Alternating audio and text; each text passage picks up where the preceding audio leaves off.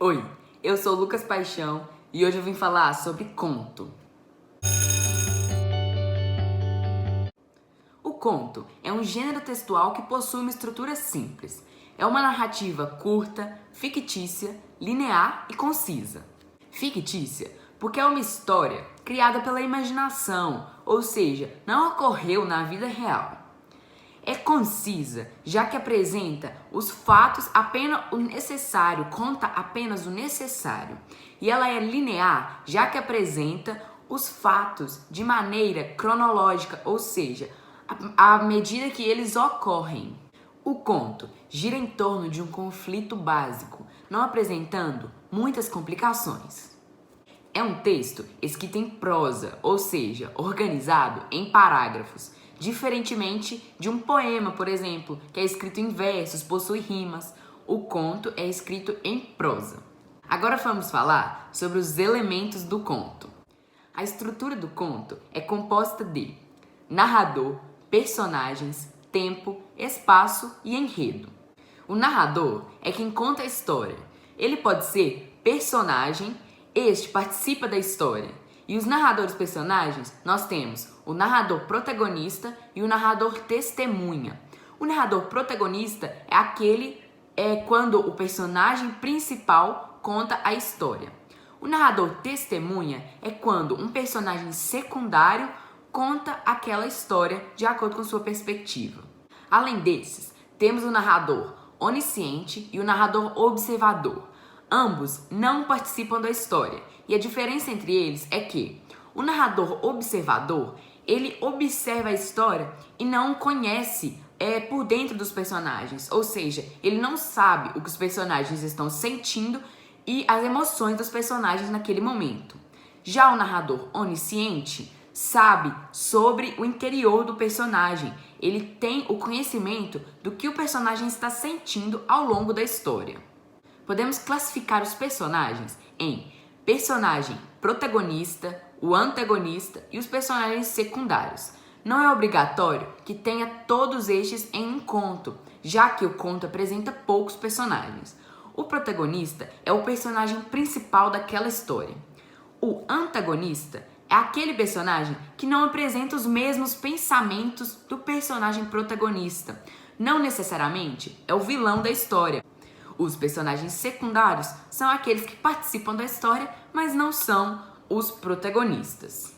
O tempo de uma narrativa pode ser dividido em três: o tempo cronológico, o tempo psicológico e o tempo histórico. O tempo cronológico é quando é possível medir a passagem de tempo de uma história, ou seja, os eventos acontecem um atrás do outro e isso é claro. Geralmente, nesse caso, é utilizadas expressões como à noite, alguns minutos depois. Isso faz a gente identificar a passagem de tempo. O tempo psicológico é quando esse tempo é um tempo indefinido. Geralmente, nesse caso, são usadas lembranças do passado. Na história, nós temos o presente, o passado, e esses dois vão se alterando. Isso é um tempo psicológico. O tempo histórico é quando os fatos contados no conto, eles têm referência a fatos ocorridos na história da humanidade. O espaço é onde vai ocorrer aquela história. Nós podemos dividi-lo entre espaço físico e o espaço psicológico. O espaço físico é aquele espaço exterior, onde vai ocorrer a história, onde os personagens vão estar situados naquela história. Já o espaço psicológico é um espaço interior, na cabeça dos personagens. Ali vão estar os pensamentos, as emoções e tudo que a personagem pensa é o espaço interior ou psicológico. O enredo é o desenvolvimento das ações, dos acontecimentos de uma história. Para finalizar, vamos entender quais são os tipos de discurso que podem ter em uma narrativa. O discurso está relacionado a como vai ser expressa a fala de uma personagem. Nós temos o discurso direto, discurso indireto, o direto e indireto e o indireto livre. O discurso direto é quando é dito exatamente o que a personagem falou. Neste, utiliza-se as aspas ou travessões para indicar a fala E eles vêm seguidos dos verbos enunciativos, que é disse, perguntou, afirmou, entre outros. O discurso indireto é quando o narrador reproduz a fala daquele personagem, mas não apresenta a fala exatamente como o personagem disse.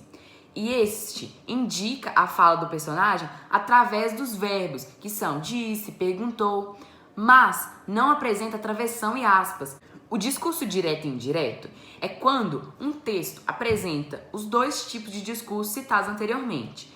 Quando há momentos em que o narrador apresenta a fala do personagem exatamente como ela disse, apresentando aspas ou travessões, e o discurso indireto, quando o narrador apenas conta o que o personagem disse. O discurso indireto livre é quando não há presença de uma indicação de fala, ou seja, você não sabe quando passa do narrador para a fala do personagem. Ele não vem acompanhado de travessão, nem aspas e nem dos verbos enunciativos. Estes são os menos comuns e são utilizados quando a fala do personagem se confunde com a fala do narrador, já que não é apresentado que o personagem irá falar. Geralmente é percebido quando o narrador muda de terceira pessoa para primeira pessoa. Como exemplo, a situação do homem estava deplorável. Não sei o que fazer. Então, ele seguiu para a floresta.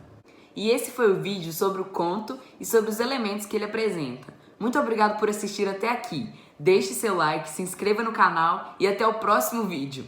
Tchau!